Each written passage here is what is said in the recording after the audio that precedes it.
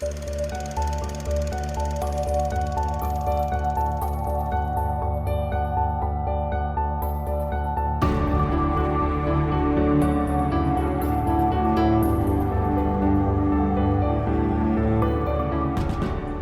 I'm Sophie. Hi, I'm Paul. And we are SP Film Viewers.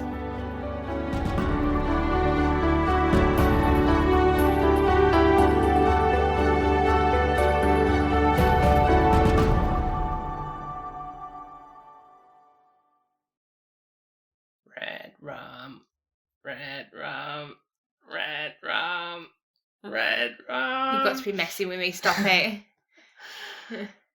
So, as you may have gathered from the title and that little thing I just did there, this is our final episode of the Halloween month of 2020. Yes! Bring on Christmas!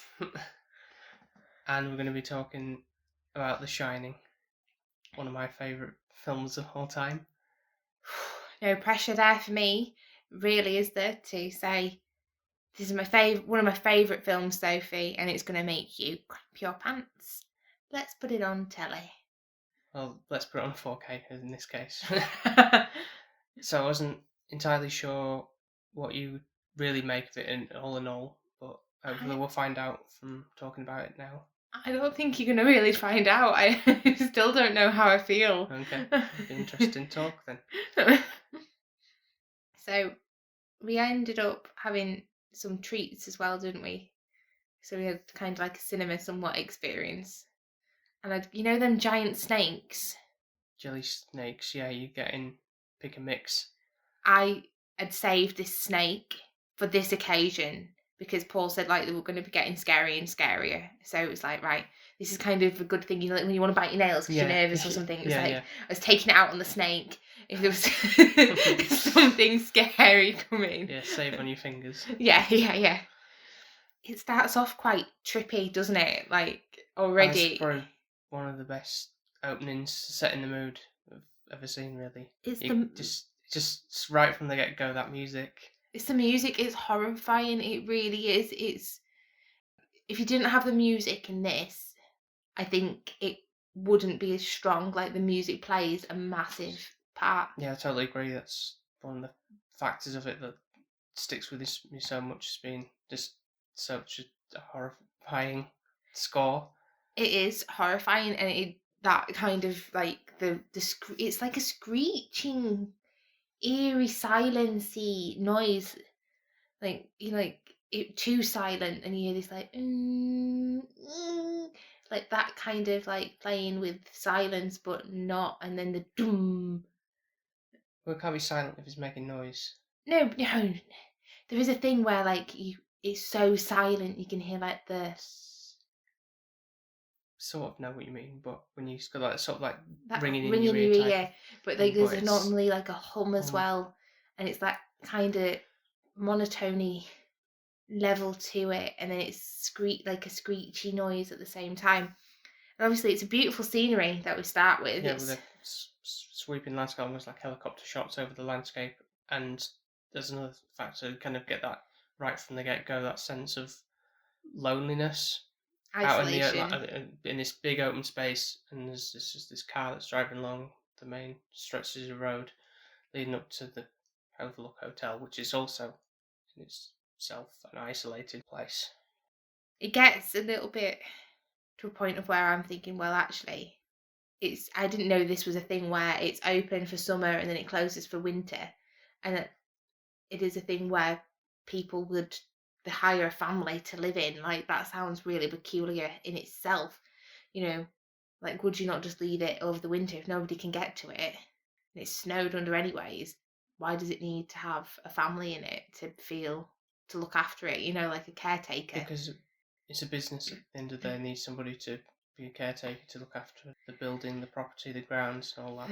I just think, what is it? It just seems a bit peculiar to isolate somebody to that extreme where the phone landlines might not work, they can't even get out, and like, let's say somebody was hurt or anything like that, or injured, where's the nearest hospital, you know, all these kind of obvious things. It's like, I don't think I'd want to do that personally. Don't get me wrong, like I'm quite comfortable being in my own home, With your home comforts, yeah. but being in a massive hotel that you've got the whole responsibility for, and it being so big and then so many rooms that are empty, I think Yeah. it just seems really, really eerie. I kind of get that feeling about the hotel when we kind of get there from the get-go. It feels a bit, even though it's hustling and bustling with people, it doesn't feel like a safe space. And I felt like the kind of that, I don't know if it's the way that it'd been portrayed before, like that with Danny, kind of getting his visions or shining or whatever you want to, on the knowing as I kind of see it. Right. So he's kind of already given you an idea of what has happened in this hotel. So just before we get into the whole thing with Danny a second, obviously we've got Jack Torrance, who's played by Jack Nicholson. I think is absolutely perfect for the role. He is, however, which is quite surprising. I said to you straight away when I saw him and was like, is he really old now? And you just laughed at me because I know him from, I think the main film I would know him from, which is probably not even, I don't know if it's a well-known film, you didn't know it when I said it, was Something's Got to Give. That's where I remember him, and he's like in love with this old lady, but he's gone out with all these younger models, and he's like actually realising he's fallen in love with this older lady, Right. and it's Okay. it's a lovely, lovely film. But a fickle man he is. And I was like, "Oh, I know him, but I haven't actually seen him really as his younger self. Initially, he doesn't look too bad for his age. You know, he's like a good-looking actor. However, in this as Jack, oh, it's the way he stares. It's almost like his trademark smile anyway when he can just that. Yeah, it's There's that look false. about him.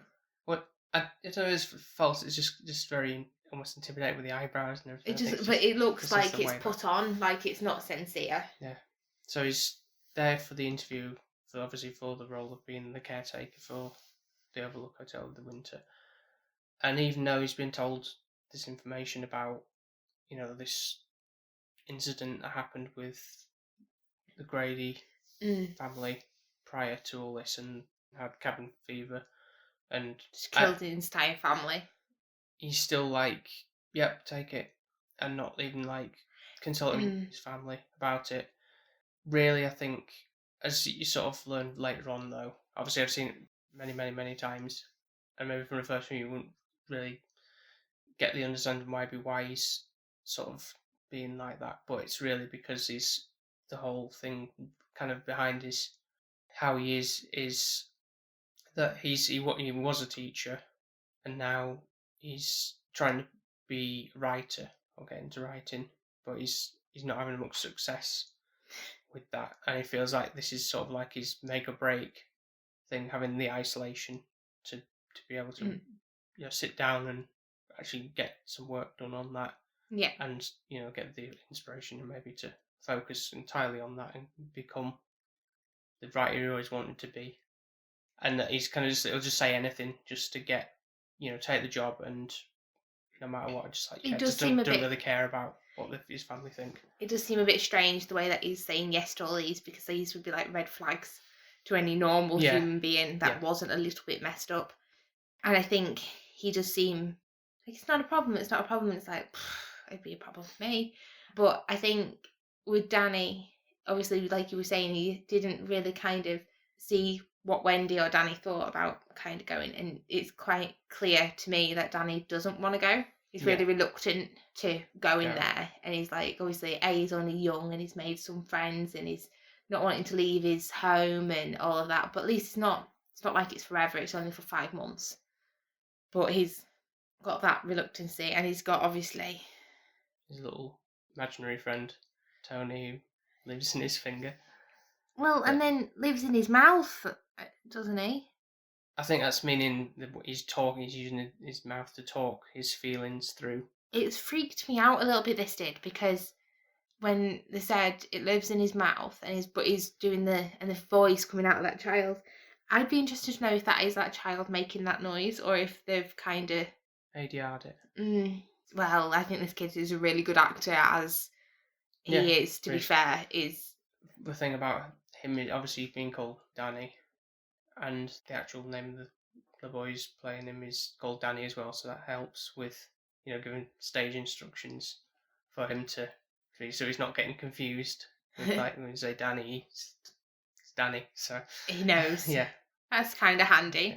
I do think he's generally a good actor, but I think as well he's a bit freaky. Like he initially for you me. felt like you wouldn't to weigh him up because obviously he was having the shining visions initially about the warning of the hotel. But I didn't know that was classed as a warning in my head. I didn't know what he was kind of. I actually didn't see the dad. I saw the dad being a little bit weird, but Danny for me was even worse. And I thought it was going to be like this little, I guess linking back to Halloween, thinking that this little boy is going to murder the family or something because he was the one that was acting really bizarre and seeing all these horrible visions, and he was going to get to a point of where something was taking over him.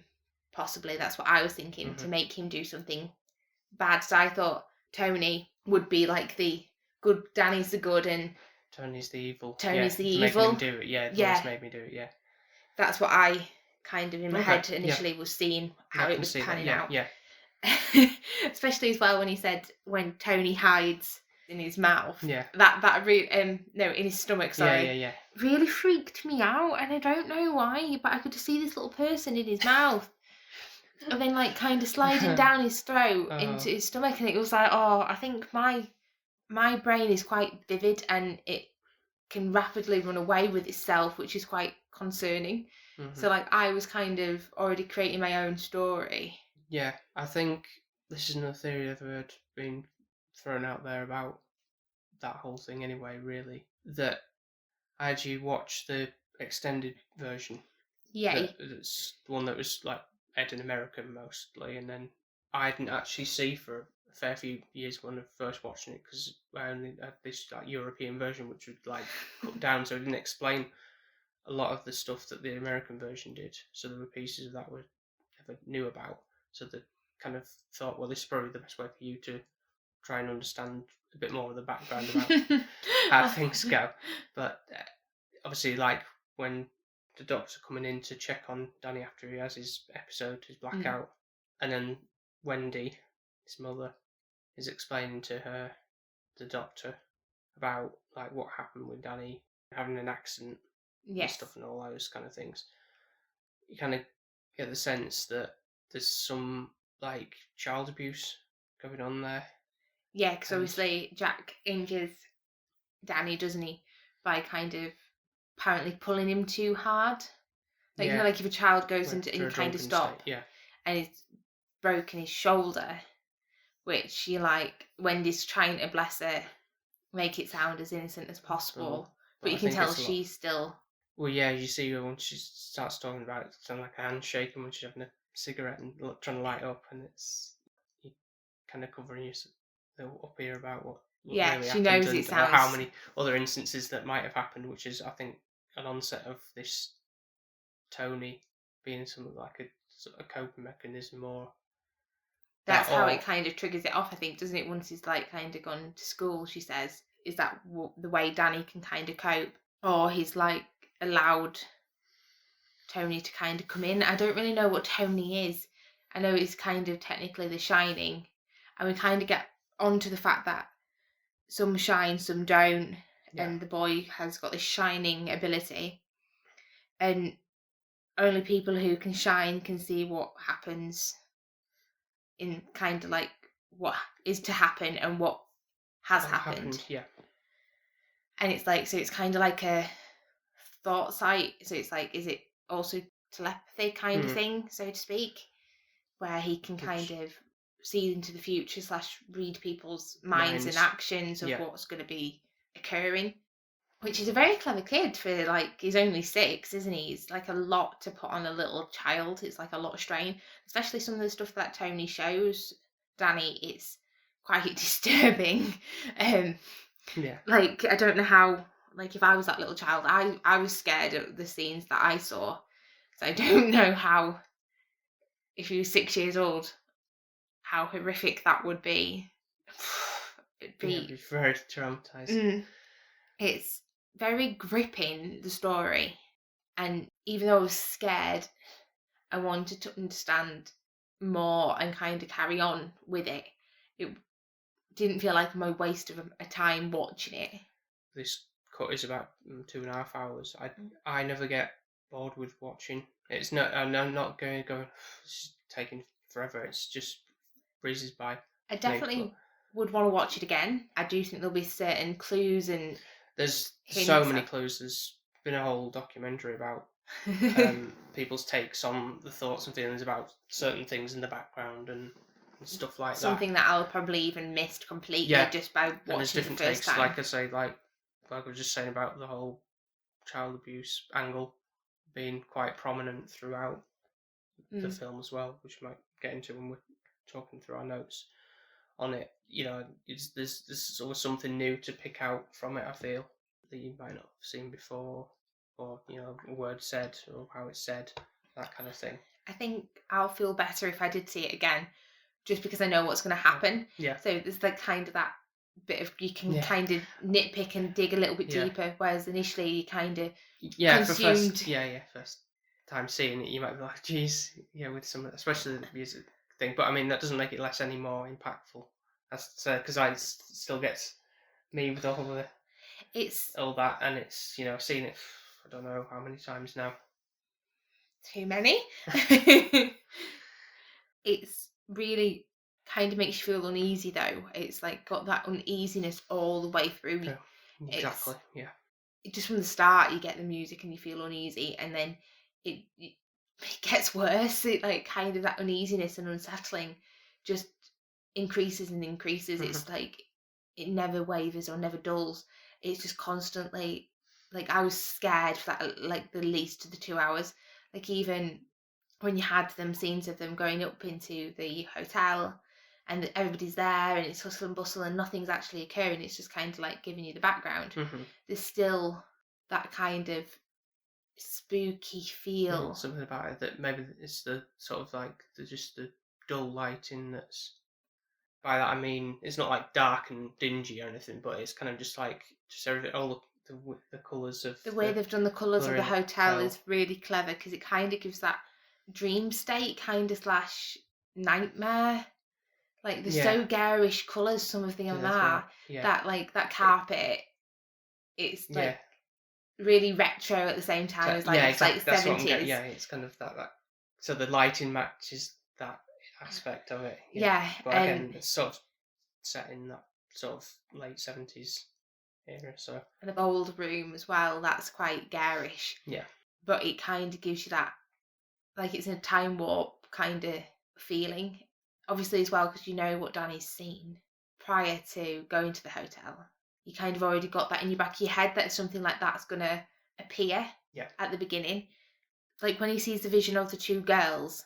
Yeah, you like when you see him having like his flash vision when he's in the bathroom, you kind of see glimpse the two twins, and then once he's actually in the hotel and he's in the games room, and then he kind of just stops, turns around, and he sees the two girls just standing there. That freaks me out because I don't like little girls as it is. Like little boys are not as bad. I don't know why. However, Danny did get to a point of where I was like, I can't watch it anymore with him. But I think the little girls, I think it's also the pop out of nowhere. They also look really real, but then it kind of shows you the goriness as well, because obviously it shows that them dead on the floor at one state as well. Yeah, and the blood and all of that. But then I was like, are they ghosts? Are they haunting Danny? Or is it like The Shining showing him what it is? Or is it like where I think you can kind of have ghosts having a bit of a time freeze in life? Like, Oh, you could say that, but in the instance, because they actually speak to him and is say, it more hello, like a haunting? hello, Danny, you know, and come play with us, it's obviously that spectral aspect of it can't be an imprint, because if that was the case, then you wouldn't be able to interact with. That is true. So is it more like you've got unfinished business, your ghosts linger around and stay there? Is it because like they were murdered or something that they're like forever stuck in that hotel? Yeah, although this thing when they say they can play with us forever, and ever and ever. Mm. Jack makes a similar statement not shortly after that when you see him next as well. When So he's hugging his son. yeah, I wish we could stay here forever and ever and ever. So I don't know as to whether there's any correlation there with him or not. Like it's whether it's something to do with his father or something saying that to him, but it's very You mean strange. like kind of like getting the little children to kind of play on it? Do you think to scare his son or No. Don't mean they come into like come on, joining together to come on, kind of kill him? Let's play a trick on him. No, I mean whether he's seeing a vision of something, but it might actually be his dad saying that. I get you. But I don't know. Maybe, But I then feel it's kind of when I was looking at this angle of the abuse thing. But then it's kind of like, yeah, where does the vision blur into like reality and what's I actually think this is the bit spiritual? where it kind of gets tricky because it's like, well, is it a vision and actually it's just it's in Danny's head. However, then I get a bit confused with that bathroom scene later on where they obviously there's other elements to this where it's not just actually the family that have got murdered there.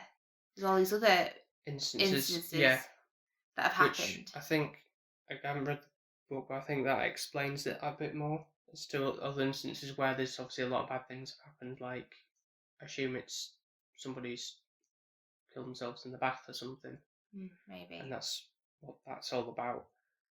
Yeah, the whole instance with like who really strangled Danny and injured him. Yeah, because like, is it a woman in the bathroom that's done it, or is it really Jack who's done it in his as he's now starting to slowly get more and more deranged with his isolation, and it's not going so well for him. But how come Danny has said that it was a woman? Or these two, The Shining and yeah, it's make the story up, but it's not actually true because it's a child's making up a story about it because Wendy doesn't know anything about The Shining really. But then my question is it actually like Jack that's done it to Danny, or is it actually part of The Shining and he stumbles across the wrong thing? Like that's a bit like that bit kind of for me still a bit wishy-washy. I don't really know what the answer actually is on that one. Like if he's saying that the old woman didn't exist, really, Jack's kind of putting himself into like, well, there's only two other people here, and unless he's a little boy and he strangled himself. That's what he says. Yeah, maybe he did it to himself to maybe. So maybe he's trying to cover up, but yeah. I don't think that one I kind of rule out completely. I don't think he's done it to himself. It's either his dad or this woman, and I think The Shining, I don't know, it's really weird. It's like a gift for Danny. Yeah. But then it's always showing him horrible things and always getting him really, really scared. And it's like, how is this actually a good thing to have? Like, I feel like they're portraying it as like it is a gift and it's special. But it's like, to be fair, if I'd got that gift and I'd be like, I don't want this. Like my superpowers. Yeah. People, it's like, I didn't really want this power. I would not want that power whatsoever. Like the elevator scene where you see all the blood coming out. That's just like, well, first of all, I did wonder how many people has he killed, because like, or is it, where's this blood coming from? So this is this is the like, there must be loads of people dead upstairs or something for the amount of blood to come out of this. Yeah, that's partly down to, there's another thing because I was saying about an Indian burial ground. So it's like vengeful spirits of people that have died either prior to the grounds, hallowed ground, or people who may have died to try and save the land. And there's a lot of Indian imagery. You probably might not see clocked at the first time, but obviously like scattered around the hotel, there's those elements all around.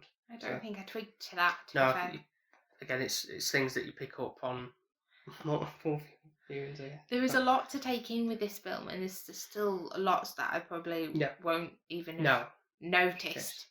So one of the points I wanted to discuss with you is about the creativity with like camera angles.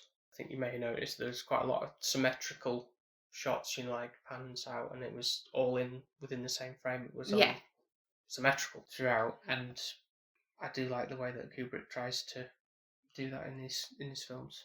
I did notice that, and I also noticed a lot of angled, like on a funny angle as well. So some of them were parallel, but at the beginning there was quite a few like on a tilt, and it made it feel like a bit of more of a kind of like trippy kind of angle. So the way that Do you give an example? Sorry. I'm trying to think now really hard of how it was. I think it might have been with the opening scene and where the way that they're weaving in and out, and it was like kind of on a bend, and the way that they were kind of panning in.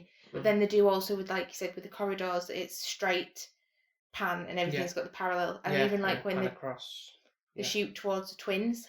Yeah. I noticed they're like dead centre, always like boom in the middle. Yeah, exactly. Yeah. Everything's quite precise and has got its place. Precise, yeah. Also, like with the carpet being quite asymmetrical, but it's kind of got the same kind of pattern in it. It's concise throughout. Yeah. I've noticed as well the way they zoom in on the face on the stair, like that was like kind of like where you've got two kind of shots where with Danny and Jack where they're quite zoomed in, intense. Yeah. And God, don't they go on for so long? Like that felt like for a lifetime for me when they were both staring at me. I couldn't. They weren't staring directly at you. They were kind of just looking off. But I couldn't cope with it, like, because it really, really made me feel disturbed, and like somebody was either staring at me or like just making you feel uneasy, gazing at you from afar, like if that makes sense. Like if you were, let's say you were that person that they're looking at, and if you were having that glare, and also it's like their eyes were dead locked. It's like they didn't. I don't think he really even blinked. It just didn't seem human. And I think that kind of discomfort is all the way out. Like, I only really think I really liked Wendy. Like, when Wendy was on the screen, I felt the most calmest I could throughout the film, because I knew she was, like, the most normal kind of sane one amongst them. And bless her, she tried hard. Like, putting up with Danny's episodes and then Jack not even wanting her in the same room at one point is like so focused on his job. This scared me a little bit with you, because I sometimes disturb you when you're working and I always feel bad, and then I'm thinking, oh God, is he going to flip out at me and be like, get out of my room, and like yell at me. I did think I can kind of relate to that one. I'm thinking, oh, I hope he doesn't start to trip on me. You're distracting me. You really liked the yelly scenes. You got some. I think it's just because I've seen enjoyment. Just like it shows just how Jack Nicholson's character delivering those lines. It's just really like how it aggressed, like how forceful and it was so scary. It makes it, especially obviously, like even obviously that small bit where it's like, hey, it's going to snow tonight, and it's like, what do you want me to do about it? And then it's like, whenever I'm here typing, hear me typing. If you don't hear me typing, and all that kind of just that aggressive there. Don't come in, Get that sense of like, just leave me alone, will you? Just get out with it. But obviously, you're talking more about the bit where she's discovered that all he's been writing is the same sentence over and over on those pages. All work and no play makes Jack a dull boy, just over and over and over. Because obviously he's gone so at this point, and then he's having that whole back and forth with her. She's absolutely petrified at this point. Her arms are very flaily, broken down, and then he's going through that whole thing. Like, have you even considered like the responsibility I have to this place and all that? Kind of just going off on one, and she's like, "Stay away from me, stay away from me."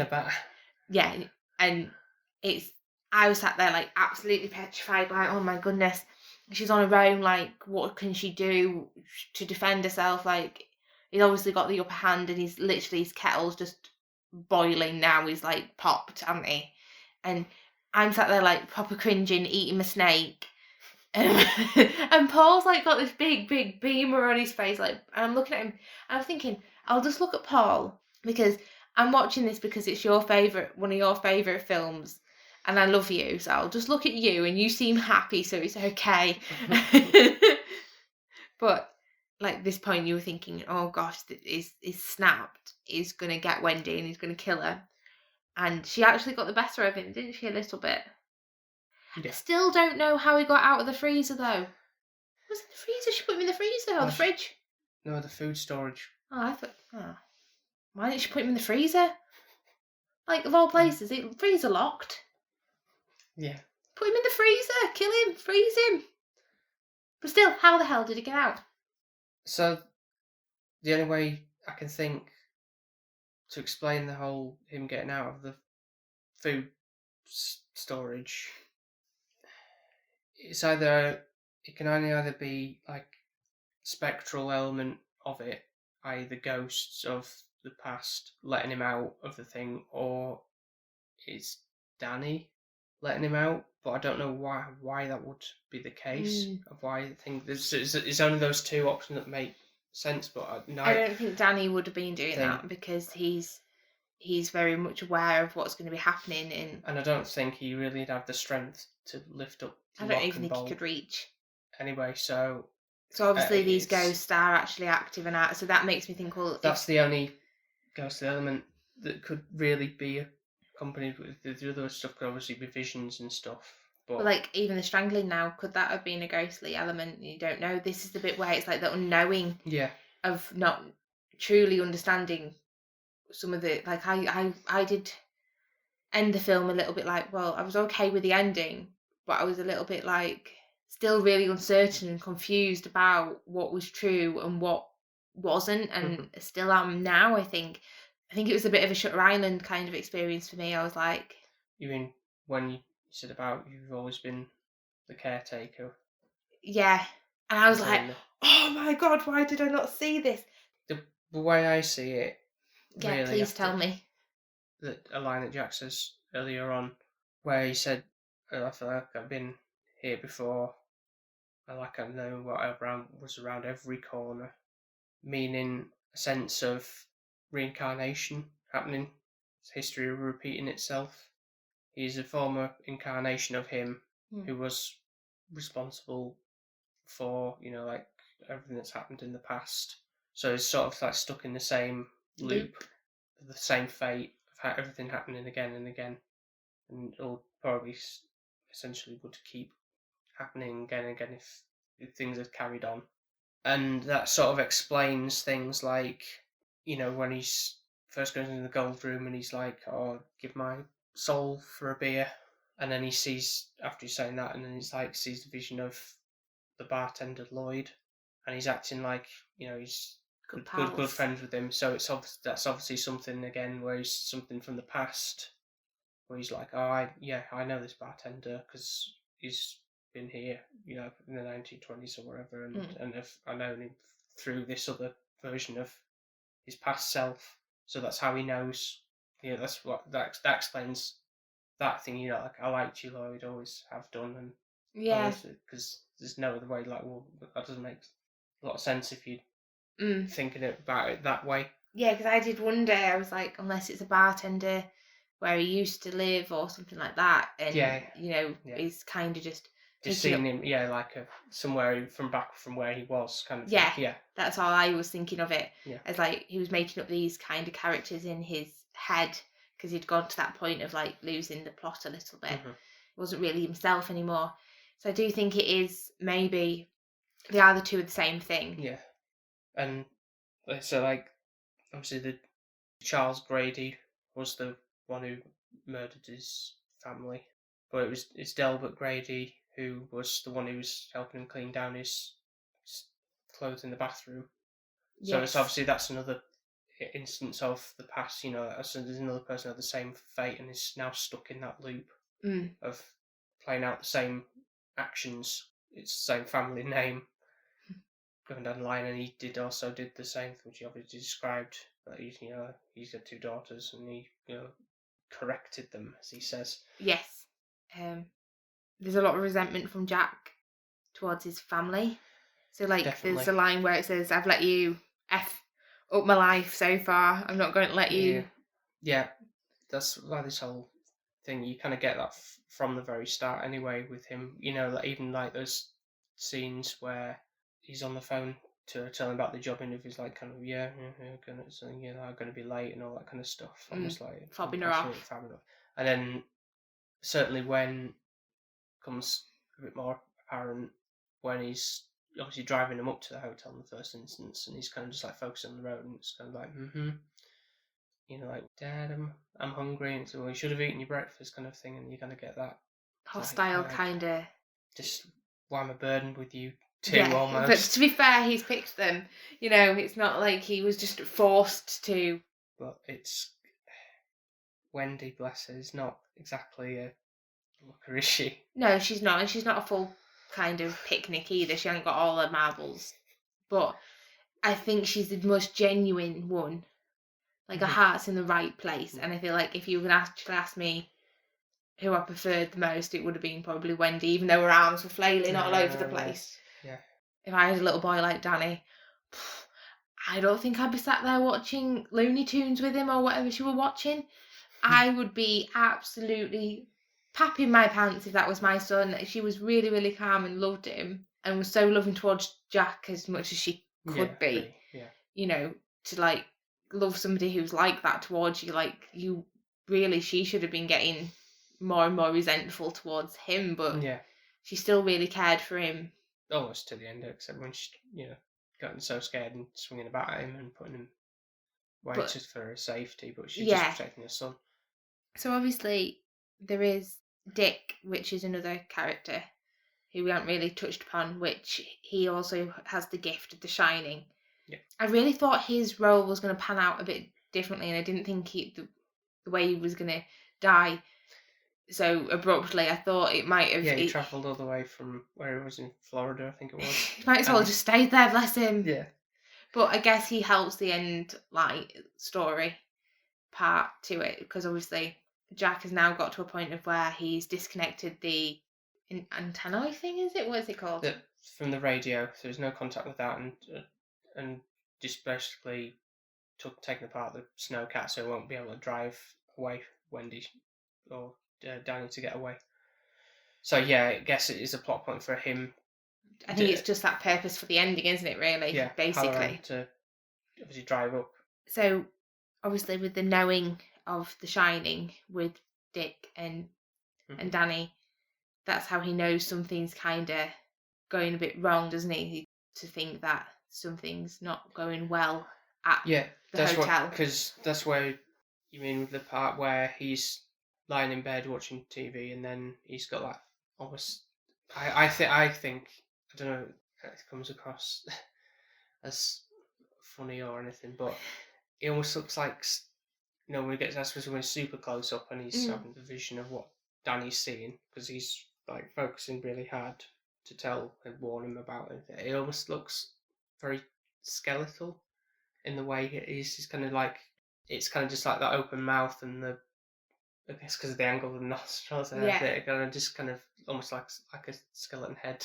I don't know if there's anything in that. It's just I just find that makes it kind of angle.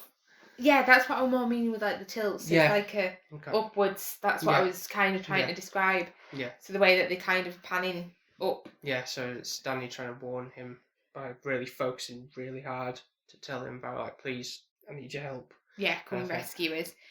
However, it's Grady kind of telling Jack that his son's somewhat special and he's got an insider now and he's roping outsider, yeah, roping somebody else in on this kind of.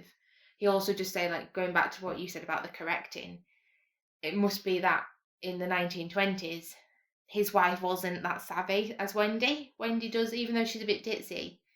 She does try to protect herself and her son obviously with the shining and the power he's got, they do get a bit of the upper hand, and to say that the son is only 6 or so.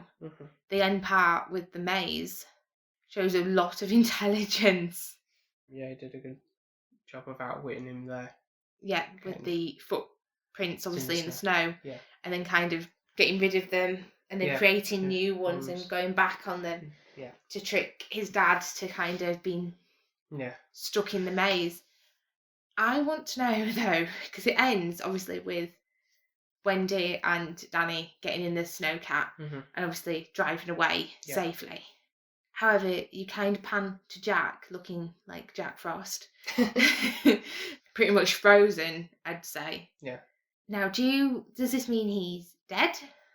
Yes. Is that what you take it as? Yes, like I take that as he's now frozen and thing, and he's now dead, completely dead. Yeah. So it'd be interesting to see, like, is he dead in the maze? Like, is just frozen dead? Yeah. In the maze. Yeah. So when the people come back, and obviously they wanted somebody looking after the hotel, they're going to find a dead man in the maze. yeah, essentially, yeah. That's what's going to happen. Yeah. So he's not going to get paid for that then, is he? No. No, he's not going to go around and go like, "Oh, you did a good job, but you're dead. You're dead. So, well, guess we won't pay you now."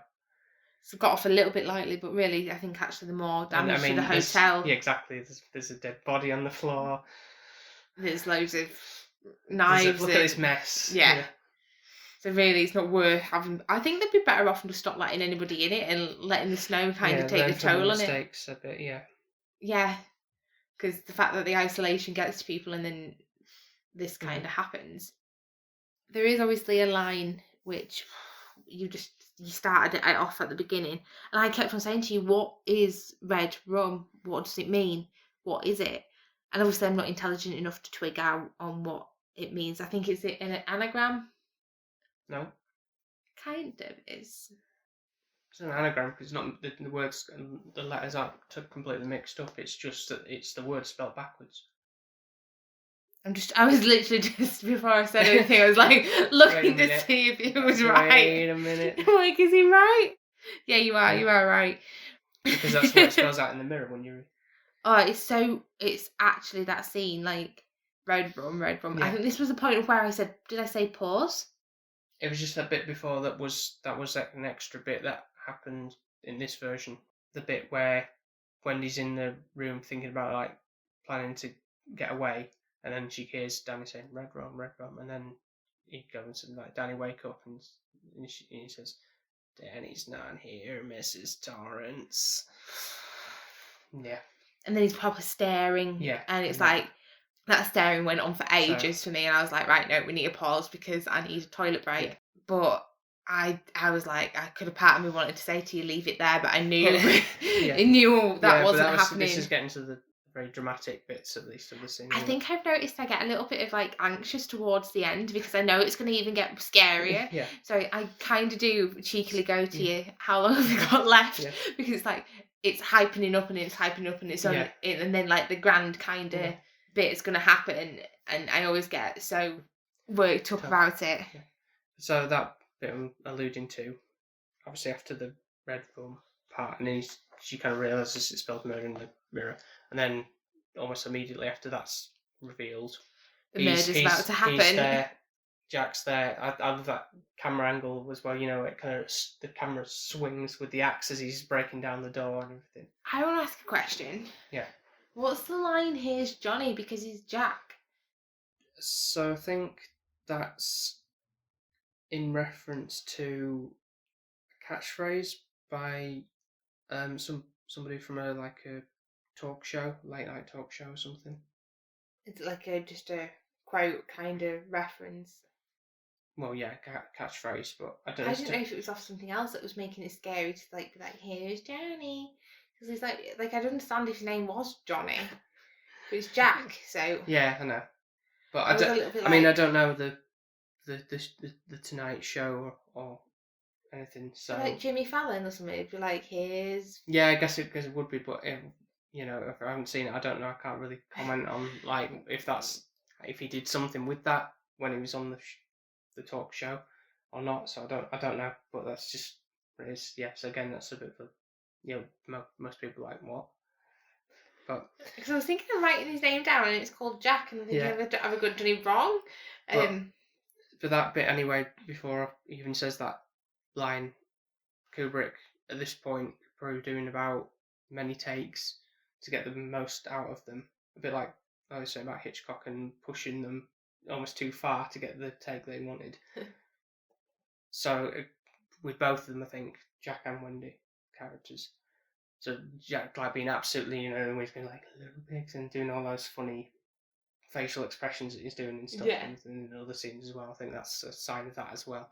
But when he's breaking down and when he's like almost like Petrified. writhing and things, she's got that horrific look. Again, that's pushing her almost to breaking point to make her get that. I want you to be like absolutely screaming your head off almost to push get the thing. So that reflects that very much. So she looks so terrified. Yeah, she does.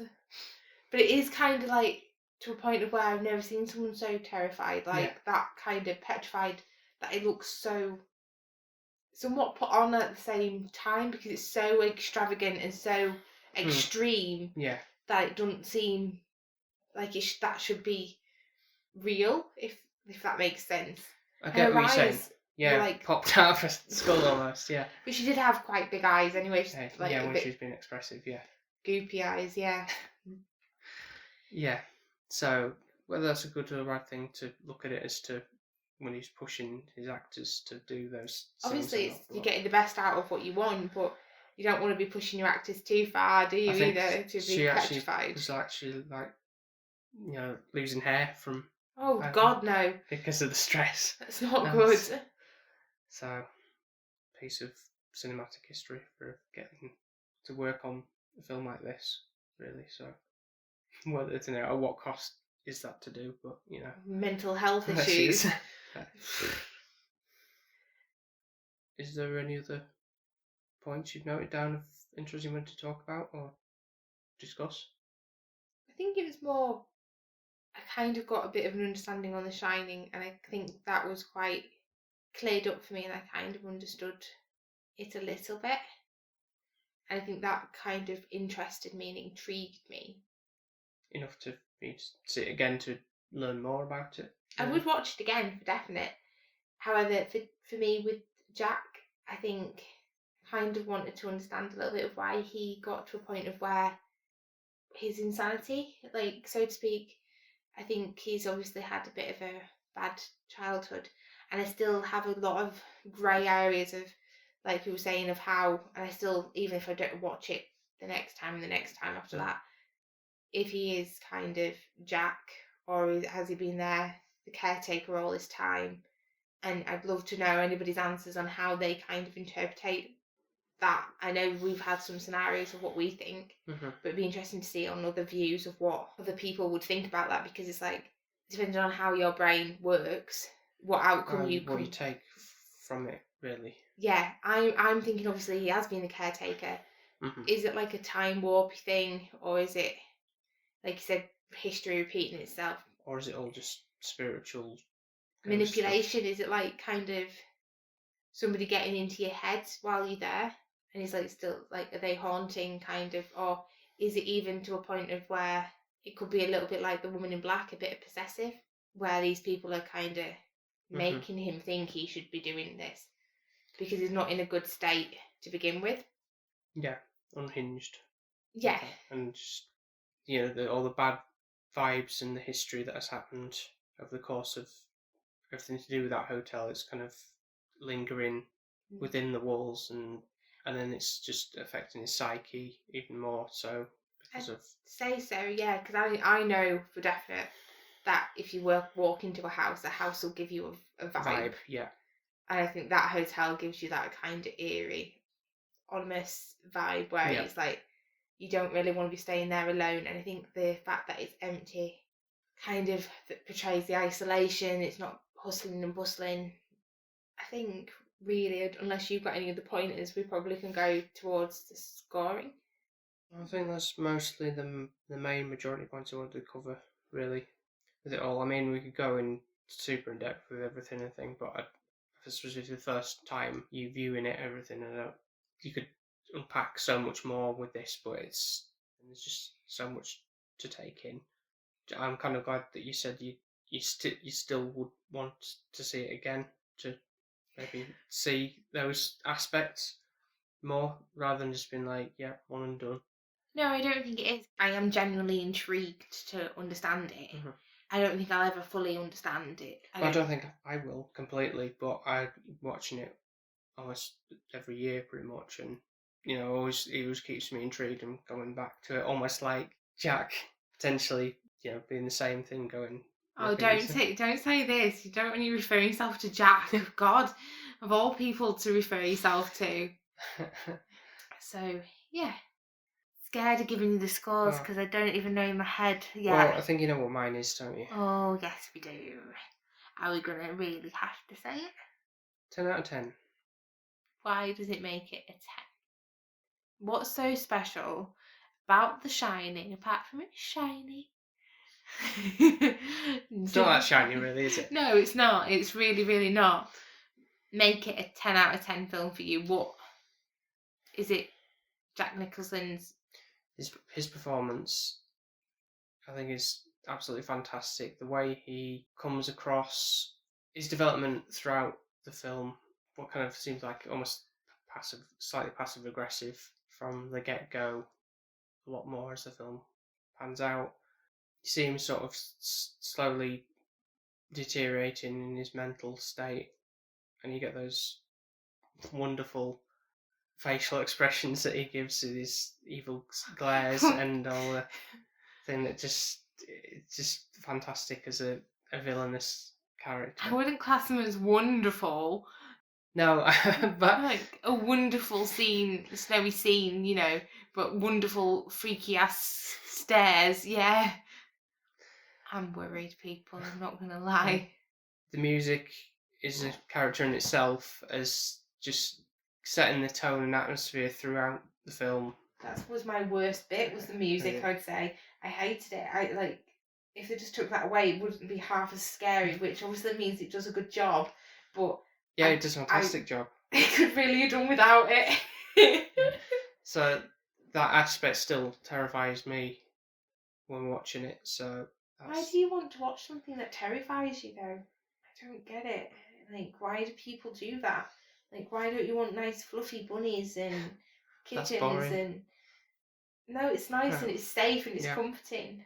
The camera work, the visuals of the backgrounds and everything. I still don't know how they did that part with where Jack's looking down at the at the scale model, and then there's that low, almost like bird's eye view angle. I don't know. Yeah, and it's but it looks like the model, but it's not, because you can still see movement in the.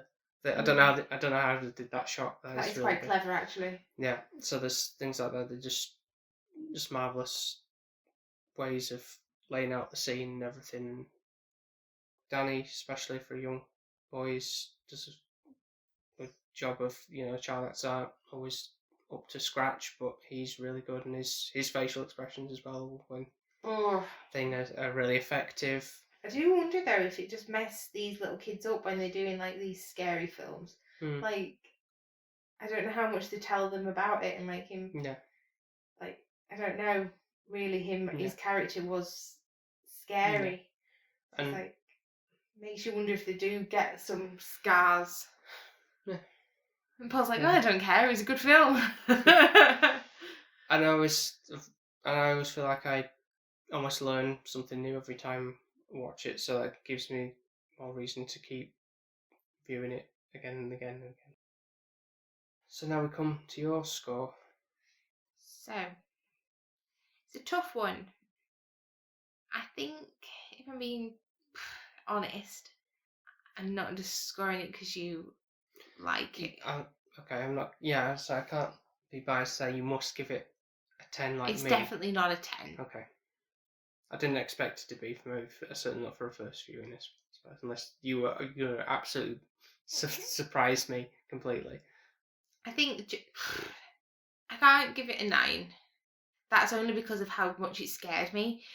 I can't say I'm going to score something highly. That frightens me.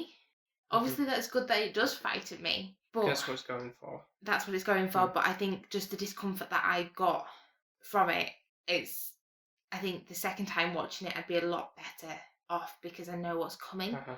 So I'd feel more at ease. I've noticed if I know, maybe I need this Shining knowing might make me feel better. I don't know, because I know what's going to happen.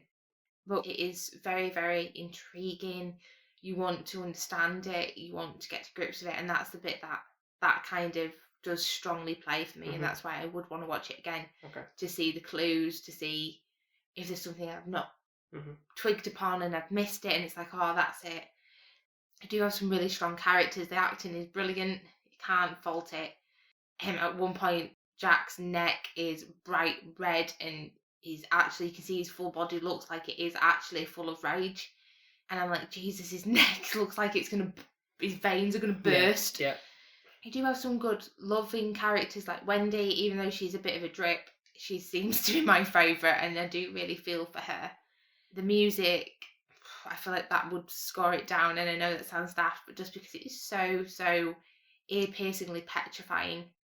Like, it's brilliant the way that it's done, but it's like, makes you feel like your whole body just goes stiff. And like, it's so scary for me. Like, gets to a point of like, I just can't cope. Like, if this soundtrack just got muted, I'd I might feel a little bit better. The way Tony, the character, obviously with Danny and Tony, I didn't really like Tony as a entity. Yeah, like, he freaked me out when he was Tony. The voice, yeah. Horrible. Like, it don't, like, in that scene where he's like at his mum's bed with the knife, and I actually thought he was going to kill his mum at that point. Yeah, that's what it wanted you to believe, isn't it? Yeah, so. I'm gullible. Not necessarily, because you kind of get that thing, but then he's walking away and then just writing on the thing and then just standing in the bed shouting it. So yeah, I think it's not been. It's more like helping his mum, like saying, yeah, like, "Here's a knife, mum, protect yourself." Yeah, exactly. So overall, I'll try and put you out of your misery now. Yeah, so you've rambled on for now, like this is just trying to stall it out. Yeah, I am. So the score is. I can close my eyes, so I'm not going to upset you. It's an 8.5. Okay, I'll take that. You okay with that? Yeah. You sure? Yeah, definitely, yeah. Okay. I don't think I could give it a 9, just because of how scared I felt. That's the only reason why it's getting knocked back. It's not because it's not a good film. I can see why you do give it a 10. Yeah. If you want to watch a film and be scared and feel that unnerved in feeling all the way through for 2 hours, you will feel that with this. Definitely. For me, that's not my thing. But if you're a Halloween buff and you love, like Paul does, like kind of dark, twisted movies, like I'd rather like the fluffy cloud kind of vibe. I think it got the 8.5 because actually Wendy and Danny do get to run away, and I actually didn't think that was going to happen. Okay. So that's why it got a 0.5. Yeah. Yeah. That's why it got higher. Okay. Because I thought they were all going to die, and that history was going to somewhat repeat itself. Yeah. So had that not happened, which I actually genuinely didn't believe it was going to happen, I think that's what shocked me the most. I've got it in my head that they were going to die, and that's how this film was going to end. And you know, that really annoys me. It's like, I get, you just got used to the characters and attached to them, and then now all of them are dead, and it's just like, so I'm glad that didn't happen. Okay, well, I'm happy with that scoring, especially for the first viewing of that. I really, to be honest, wasn't sure why you were going to take it. I thought you would be covering your eyes for most of it, to be honest, like, especially like the girl ghosts or spirits or whatever they may be, but you know, you did well to watch through it and essentially enjoy it despite the screechy music. But, I think turn down the screechy music. I think kind of a little bit more depth for me on why. I know you said it doesn't need it, but for me, I'd really like to understand him a bit more. Yeah. Maybe just a little bit more background on why he's like that, just so you get a bit of an understanding.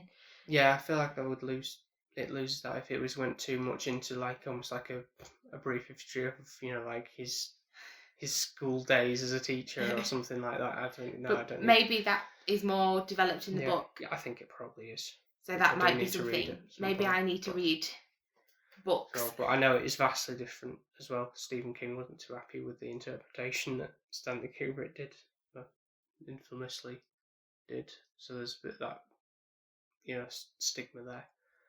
While I was watching it through, I was kind of panning it out, you know, like you do in your head of what's going to happen, and I was wrong every time. I couldn't get it right. didn't Okay. really know. And I think that's why it's such a high scorer, because it's like I couldn't guess it if I tried. It wasn't predictable whatsoever. Yeah, there's certain aspects that, especially watching for a first time viewing, you're thinking what's going on here with certain things. So I'm glad you enjoyed it overall. I'm just glad that this is the last Halloween one. When does Christmas start? Not yet though. We probably won't be doing another Halloween one, obviously, because it'll be for Halloween this year is on the Saturday, isn't it? So we'd probably be just watching some Halloween thing. And if you are interested, Soph, anyway, we might put on Doctor Sleep, which is the sequel to The Shining. Yeah. And it's the one you didn't come to the cinema with me to see. I think it was last year. You know, when I went to that late night showing.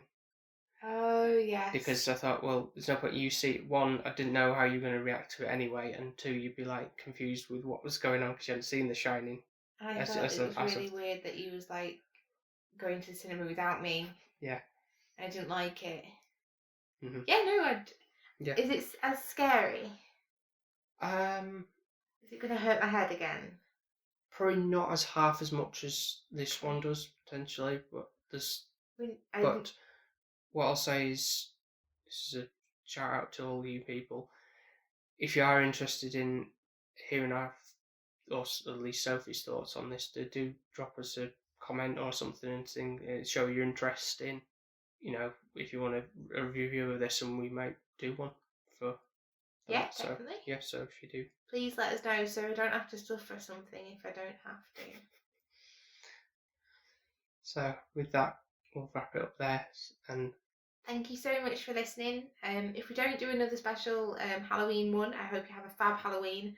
I know it's not going to be the same as what you'd probably normally be doing for Halloween this year, with everything that's kicking off. But I hope that you have a good one and you have a safe one. Thank you very much for listening.